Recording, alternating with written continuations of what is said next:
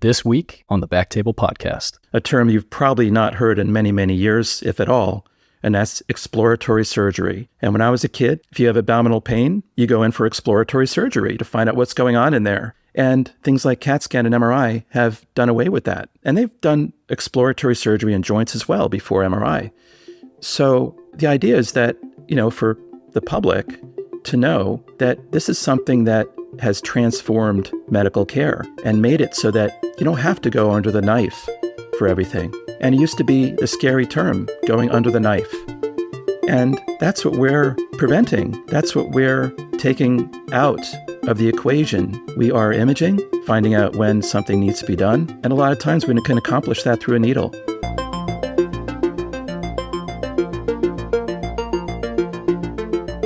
Hey everyone, and welcome to the BackTable Innovation Podcast. You can find all previous episodes of our podcast on iTunes, Spotify, and on BackTable.com. This is our next installment in the BackTable Innovation Show, where you will hear stories from physician entrepreneurs who are helping to drive healthcare forward through medtech innovation. This is your host, Jacob Fleming, and today I'm honored to welcome to the show Dr. William Morrison. He's a renowned musculoskeletal radiologist, and we're excited to have him on the show to talk about innovation in musculoskeletal interventions today. Dr. Morrison, thanks for your time and welcome to the show. Thank you. It's an honor to be here. Well, we've really been looking forward to having you on the show. Your perspective is so unique for a variety of reasons, and among your many titles, Professor and Medical Director of the Musculoskeletal Imaging Institute at Thomas Jefferson, past President of the Society of Skeletal Radiology, and Medical Director of Trace Orthopedics, which will be a focus of discussion today. And I'd just like to say that you have a very interesting background and a very interesting perspective. So let's hear a little bit about your background and how you got to your current practice, what that looks like today. All right. Well, the way back machine, I always liked comic books, graphic art. I love art history. And that's what really kind of stimulated my interest in radiology. So when I was going through medical school and selecting a field, I went back to my roots in graphic art, and I thought, I love looking at images and interpreting them, and that had a lot to do with my decision. And I had my residency at Jefferson. After training in MSK, I went in the Air Force. So I was in the Air Force in San Antonio, Lackland Air Force Base for 4 years. I was head of musculoskeletal imaging there. And then I got hired back at Jefferson in 1999, a long time ago. And I've been there ever since. So that's my story, I guess. That's fantastic. I can actually relate to that a bit because when I started out, when the first seed of interest in radiology was planted, I was actually just a teenager, and my thing was kind of video games and art. And so I met a friend whose dad was a radiologist, and I was like, hang on, he does what? He's a doctor, and he gets to sit in front of computers and look at awesome images. So I can really relate to that path. But you have really kind of gone in a lot of different directions from there over your career, and really interested to talk about those today. And so one of the things that you're well known for is being a great teacher and your use of humor in radiology education. So those who have attended AIRP courses or follow you on Twitter know that you use humor and kind of just the weirdness of things that pops up in radiology images. And I'd like to know, what is it that you enjoy about teaching? And do you ever stop seeing animals in MRI slices? Well, I love teaching. I love being next to residents and fellows and interacting with them. And it's a two-way street. So I learn from them as well, probably more than they learn from me, I have to say. When they talk to me, about a case, they'll ask me questions about it. And a lot of times those questions are from a really pure perspective that I didn't even have before. And that allows me to think more in 4 dimensions and outside the box a bit. And a lot of times I have to look things up, and I'll tell the resident, let's look this up. And, we look things up, and I teach that to all my residents, fellows, and my kids. If you don't know something, for me, it's like an itch. If you don't know something, you have to scratch it. You have to find out what that thing is that you don't know. So, but it's a two-way street. I mean, I learned so much from the residents and fellows, not only about their perspective on things, but also pop culture, technology, and things like that. That keeps me on the cutting edge, I think. And in terms of the periodolia, I mean, that arises from the visual stuff that I talked about, but also as babies, we have two granddaughters now, and they are just fixated on faces. And that's where we start. Our visual cortex develops that way. And so when you see two dots in a wall and a crack, and you say, oh, that looks like a face. And that's a skill you can turn on and off. Anybody can. And you look at clouds, and you can see a cloud, or you can see a squirrel or a bunny. And, you just draw your attention to that. So I do like to do that. And when the residents see me stalling, that means I've seen something. And then they'll ask me, okay, what do you see? And it's usually something too crazy to even talk about. But a lot of times, it's something pretty like a face or something, or it might be Eddie Munster holding a hoagie. It could be anything. But the idea really goes back to my theory about having what we call a good eye in radiology. And that's where you see something, you find something. And the idea really is similar to when you walk in a room and you might see the pictures are a little off. And they might only be like a millimeter off, but you notice it. And that's very similar to the skill in radiology, because you have a template of what's normal, what's level in your head, whether it be a chest x-ray or cardiac MR. And you've developed that normal template in your head. And when you look and you glance at it and something's not quite right, then that's the good eye. And then you have to identify what that thing is. And obviously your experience and knowledge tells you what specifically it is. But that's the thing I like to teach the residents. And that's the thing that periodolia, which is seeing faces and things, really helps with, is that you're tuned to look for those alterations in what's normal and abnormal. That's so interesting. And it reminds me of, there's kind of a common saying about, having a radiologist eye. And it took me a little while to understand this. That's not referring to actual visual acuity, 20/20 vision. It's really more about pattern recognition, which arises over just endless reps of seeing, like you said, the normal anatomy and seeing what the abnormal variations look like. And to the point that when you first open a study, and you can even just look sometimes on an MRI or a CT on the scout scan, and something will just jump out at you, and your brain just kind of registers it almost subconsciously and says that something's not right there, draws your eye to that. That's something that just takes a lot of training and time. I think the periodolia, that's a really interesting kind of parallel in tandem to that. Yeah, the other thing it does is it makes it fun, because I like to have fun in the reading room. And with our residents and fellows, we play music. Like I said, we talk about pop culture and new things. And it makes it fun when you see a happy face in the spinal canal. You're like, oh, look, there's a happy face. Or look at that bunny in the shoulder. And it takes some of the doldrums out of the routine nature of what we do. Mm-hmm. I agree with that, certainly. And so shifting more toward the primary topic today, as well as renowned diagnostic radiologists, you perform a lot of musculoskeletal interventions. And at this point, you've invented several devices in this arena.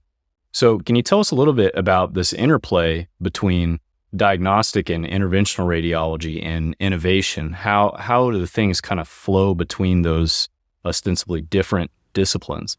Yeah, well, in radiology, like I said, there's a lot of repetition and a lot of things that are something we've always done, quote unquote.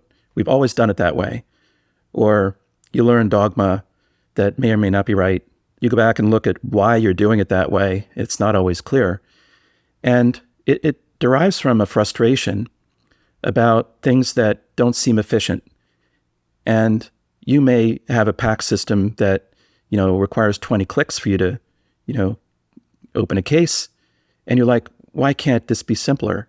And we've all asked that question. And you probably everybody has tons of ideas about making things better, making things more efficient. I think that stems from a low frustration level, which I definitely have, and some element of laziness, which I have. Because if something takes a lot of clicks or takes a lot of steps, I want to try to reduce those steps because I'm relatively lazy. So that low level of frustration and laziness has led me to try to figure out ways to make things faster or easier.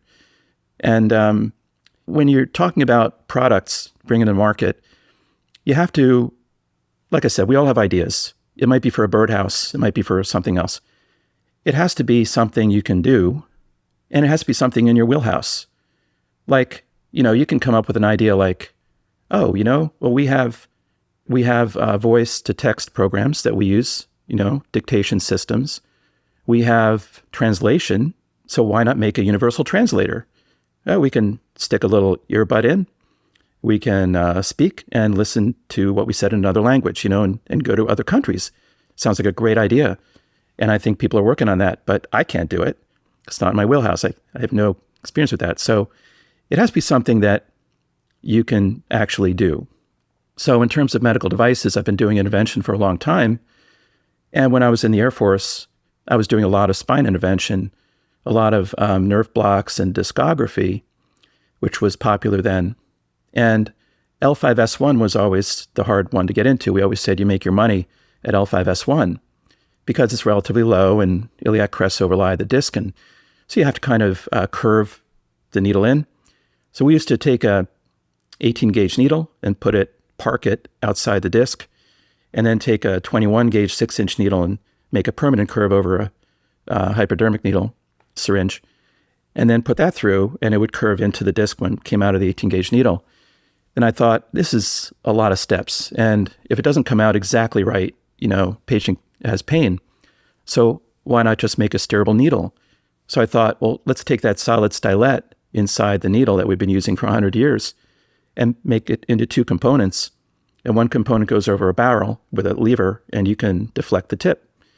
And so it worked pretty well, and we brought that to market after 15 years of development. But, it didn't do that well. And I figured out why, because it costs about 10 times more than a straight needle. Number one. Number two, people are used to using straight needles. So it involves a change of how people do things. And it's didn't really catch on, but it's being used now for mostly celiac plexus blocks in patients with pancreatic cancer. So that's a really nice thing. I'm really happy about that. In fact, just yesterday, I saw an interventional radiologist that was very proud that they were doing an anterior approach for celiac block through the liver. And the typical way of doing a celiac plexus block is to go through the bowel. And patients can get peritonitis, which can be a big problem in patients with pancreatic cancer. So the idea was, well, with a steerable needle, you can go posteriorly and go around the spine and get to the celiac plexus. And this person, was going through the liver, and it was like, well, that can cause complications too. So it has to catch on. It has to be a need for it. That's the third thing. It has to be people asking for it. So that brings me to Trace Orthopedics. And, after my experience with the steerable needle and how it didn't do that great, I kind of took a hiatus and thinking, well, my ideas obviously aren't very good. So I spent 5 years just kind of things on the back burner. And I was doing a biopsy of humeral head one day near the rotator cuff. And I was thinking, at the time I had partial thickness rotator cuff tears, and the surgeons didn't really want to treat them because they said, well, to treat a partial thickness tear, what we do is we make it into a complete tear, and then we reattach it. So he said, why don't you just go through rehab? And so I spent a year or two going through rehab, and in the meantime, I couldn't do weightlifting, I couldn't golf, I couldn't do any things with my shoulders. And I was thinking, this is really terrible. Why can't we just repair these partial thickness tears? So I was doing that biopsy and thinking, we can tack these tendons down percutaneously. So I developed a device in my garage to do it and tried it out, and it worked really well. I made it out of Home Depot material and the spring and a pen, and worked really well. And then I figured, well, this probably isn't going to work, so I sat on it for 5 years. And then just more and more cases came through. And my mother had gluteus medius tears, and she got muscle atrophy, and now she has difficulty getting around. I'm thinking, I got to do something about this because there's a real need for it. There are also reimbursement codes, so it's not like it's going to be a problem, in terms of the financial part of it. And there's a real clinical need for it. It's in my wheelhouse. It's not much different than what we do now with dry needling, tenotomy, PRP, things like that. So at that point, I took it to our innovation office at Jefferson, and they liked it. We got a provisional patent for it. And at that point, as the provisional patent was about to expire, we were going on to a full patent, and they were only going to cover it in the US, and we wanted international coverage. So they said, okay, we'll release the IP to you. We formed a company, Trace Orthopedics, and went on from there. That's really, really interesting. And I think any of the radiologists or other musculoskeletal specialists can relate to this problem, the kind of the very common gray zone of tendon injuries in the shoulder and the hip. We see it all the time, and it's kind of like, well, it's not really a surgical issue. But as you said, you follow these patients along, or if you are one of these patients or your family member is one of these patients, you realize it's kind of doing nothing is not really a benign action as well. So that's really interesting about what you talked about earlier with seeing the need for it and it being within your wheelhouse. All those things kind of have to align. And that's really interesting. So tell us about what's the current state with the device. Yeah, we're doing quite well. We went through engineering through a company in Florida called Nagelrider. And we developed the device, tested it, did a lot of performance testing, ergonomic testing, packaging, and all that stuff. We did animal testing, which worked really well. It's a sheep model out of the Colorado State University. And we did destructive testing on the sheep. And our implant withstood 674 pounds of force, which is much higher than a suture anchor, which was fantastic news for us. And it's something about the configuration of the implant that I think gives some advantages over a suture anchor. We've also gotten a lot of interest from orthopedic surgeons. And the reason why, I think, is because I've kind of reframed this to them as kind of an alternate form of a suture anchor. So you think about it, when we were in the 70s, before arthroscopy and before, it's quite simple to repair a tendon. You do an incision, you reflect the tissue back, and you repair the tendon. Once arthroscopy got developed, it became very complicated to repair tendons because you had to repair them through these little tubes. So fantastic engineering, developed suture anchors, a suture attached to an anchor, took like 20 steps, very complicated, to repair a tendon through a scope. In fact, the older surgeons usually just repair them with an open procedure, and the newer surgeons that trained on it, because it's kind of an art form, would repair them using arthroscopy. And so we saw that, in the early days when I was practicing. And the idea is it takes like 20 steps to do this, whereas ours takes like one step. So surgeons are very interested in using this to help shorten their procedures because the OR is the most expensive real estate on the planet, except for maybe these space shuttles that are going up. It's about $10,000 an hour for OR time. So if they can shorten that by 15 minutes, it's fantastic. We've gotten interest from surgeons that take care of athletes for things like core injuries, athletic pubalgia, adductor tears, which start off as tears that remain next to the footprint, the bone.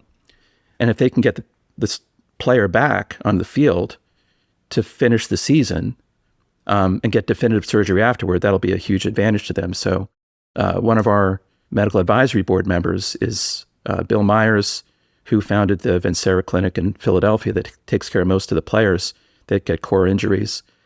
We also have on our board the team surgeon for the Jacksonville Jaguars.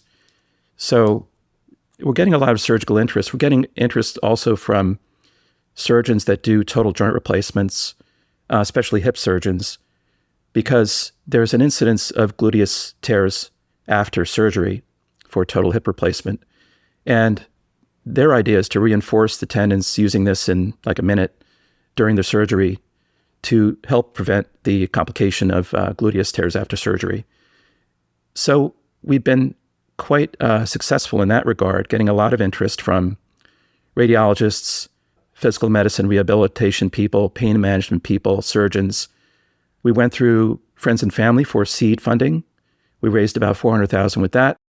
We went through Keiretsu Forum, which is the largest angel network in the world, and they do a lot of medical funding. And so we did our diligence with them. We are finishing Series A funding round now, which is a $1.5 million raise. We have about $200K left of that. We're closing that out soon, and we're going to FDA in the next few months, hopefully be on the market by next year. Fantastic. That is really exciting to hear about, because I love the way you described it's something that is applicable to a lot of different clinical scenarios. And going back to the steerable needle, the impetus for that was with discography, which has become a bit of a lost art form nowadays. And it sounds like the uses that it's still having maybe a little bit different than what you imagine. Whereas the tendon anchor device is so applicable to a lot of different clinical scenarios. And one of the things that I was thinking about as you were talking in getting the surgeons involved is a lot of times when you introduce a new kind of minimally invasive device, the interventional radiologists may be using, sometimes the surgeons may kind of balk at that, and looking at, why are you trying to come take my lunch? But to me, from what you're describing, it seems like this is adding an additional step in the treatment paradigm that wouldn't really burn any bridges down the line in terms of getting definitive surgery. And sometimes if you can get away with doing something that is ultra minimally invasive like this and the patient doesn't need anything extra, sometimes that is exactly what's needed for the patient and for the clinician. A lot of times the surgeons have a patient come in and it's just, they're not a great candidate for full surgery, but you have something else to offer them. So it's rather than taking things away, I would say, and I would urge any of the surgeons listening to talking about your device and a lot of the new devices, that's not really what we're about. We want to focus on taking care of these patients who haven't really had a great option before and still involving the full realm of treatment there. It's really cool. So, and it sounds like we'll be able to hopefully get our hands on it before too long here. Yes, hopefully by next year. We already have our clinical test sites all set up around the country, and we'll hopefully do our first 100 patients within a month or so after we get FDA clearance. We'll get reimbursement data, and we're looking to exit to a big company that can provide better distribution once we get our clinical data back. Fantastic. Well, that's really exciting to hear. I know these processes are really a marathon or maybe a triathlon even, especially from the time of idea inception to getting to where you are now. And one of the things I wanted to bring up before we end is I saw you had a somewhat recent tweet, maybe a few months ago. You said one of the challenges in pitching a minimally invasive procedure device like this is just to explain to the potential investors or whoever you're presenting to the concept as radiologists who perform procedures or who are involved clinically. So why is this such a problem for us, and how do we solve it to promote more minimally invasive innovation? Yeah, one thing that was very apparent to me is that most of the public doesn't know that radiologists do procedures, that we do intervention. And investors certainly don't know that. And most of these angel groups, they'll have a doctor on their advisory board, but oftentimes they don't have any experience in what you're doing. And if they do, and they have an orthopedic surgeon, a lot of times they're either super subspecialized or they're very general, and they have difficulty envisioning the market perhaps for our device in particular. I think a lot of this has to go back to our societies who collect our money for annual fees, but they don't do a whole lot of public relations in telling the public what we do. And I think that would go a long way toward bridging that gap, which really needs to happen, I think, fairly soon, because, we're getting to a point where another inflection point in radiology, where, we have challenges on all sides. And I think showing our value is extremely important, not only to the public, but also to payers, legislators. They need to know that what we do can lead to a cost savings. That, for instance, an MRI can lead to a cost savings. It's not all expense. And that if we apply radiology early on in the medical cascade, we can actually save a lot of money in the long run by directing people to the correct imaging and the correct diagnosis early on. So, I'd like to, tell our societies all the way from RSNA to, our subspecialty societies that we really need to do a lot more funding of public relations. Mm-hmm. I'd agree with that completely, Dr. Morrison. And, my focus is more on the interventional side and the clinical side. And so this is kind of a problem I think about all the time, when a patient asks, what is my specialty or what do I do? Even after a few years now, I'm still struggling to have that kind of 15-second pitch down, and it's much easier to say, oh, I'm a hip surgeon. Everyone kind of gets that. And then saying, well, I'm a radiologist who performs procedures from head to toe using image guidance and imaging diagnosis. A lot of people, their eyes start to glaze over in that part. So I think it is a challenge to do this. I agree with you. I think that having kind of the more public relations there.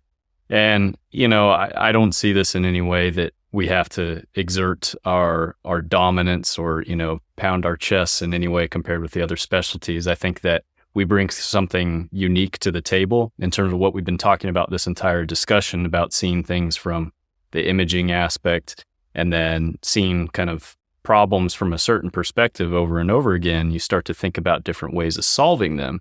Whereas historically, there's the old t-shirt or the adage that says interventional radiology, inventing procedures for other specialties since whenever.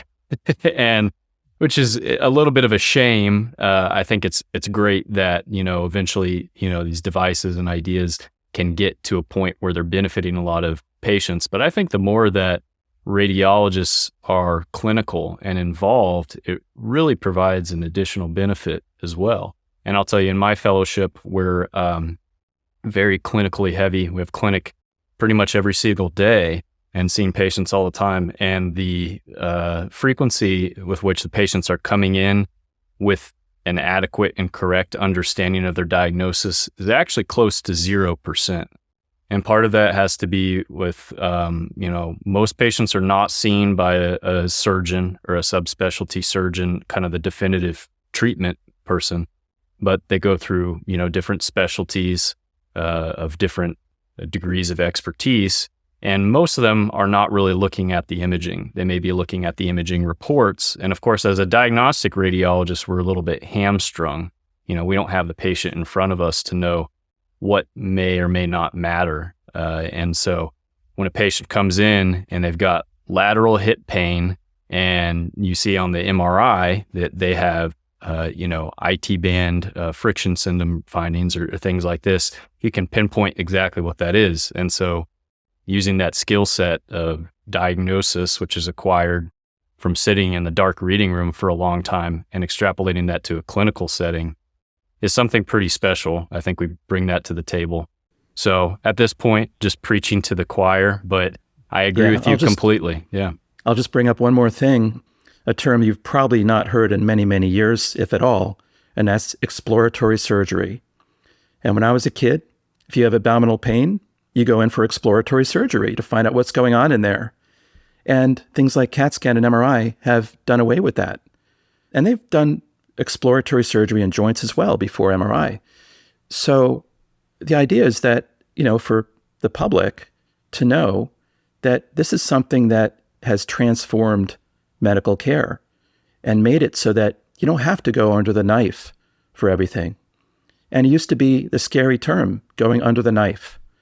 And that's what we're preventing. That's what we're taking out of the equation. We are imaging finding out when something needs to be done. And a lot of times we can accomplish that through a needle. So that's the value, I think, part of the value.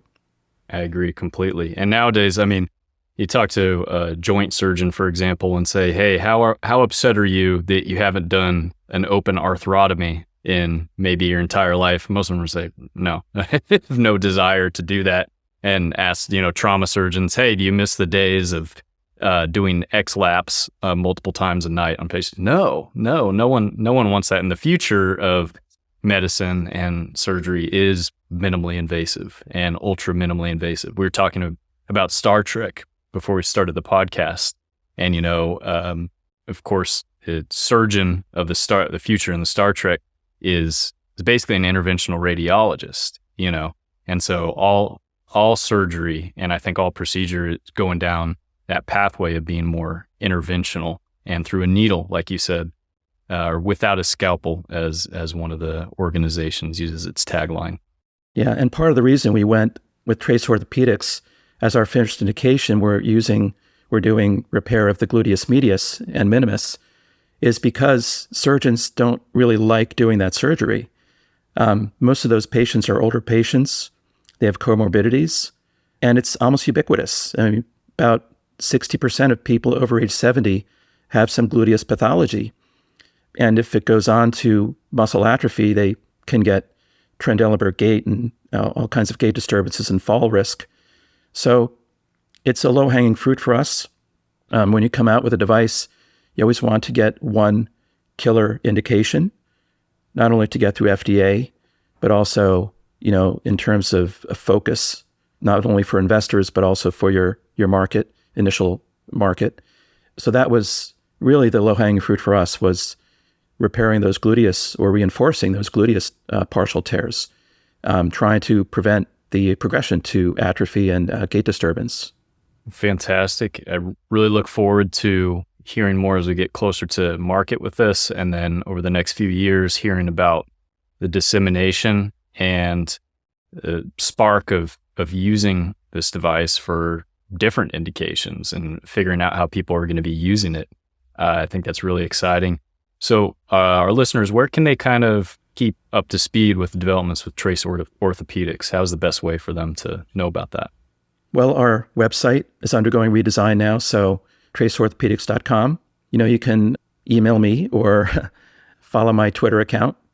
So my Twitter is @MorrisonMSK. Feel free to email me, william.morrison@jefferson.edu.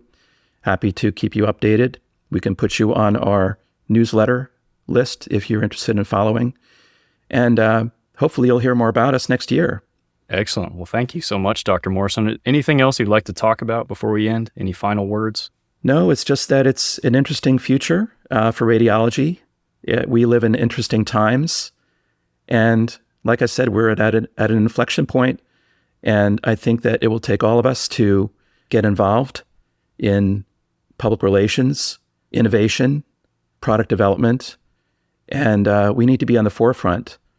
We need to be on the forefront of research, product development, and we need to have a face with people. We need to be in front of them, and show our value. And that's kind of hopefully what we're trying to do here. Agreed completely. And I think it's exciting just to imagine where we'll be in the next 2 years when we hopefully see the launch of this product, and then the 5 to 10 years. I think it's unimaginable what we'll be seeing then. And thank you for all your innovation and enthusiasm to push the envelope forward. And with that, I want to say thank you so much for your time. I really enjoyed our discussion. Really looking forward to our listeners to hearing about this, and hopefully before too long, getting their hands on the Trace Orthopedics tendon device. Well, thank you. It's really been an honor to talk with you today. Really enjoyed it. Thank you. Likewise. Thank you, Dr. Morrison. To our listeners, thanks for tuning in. We'll catch you next time.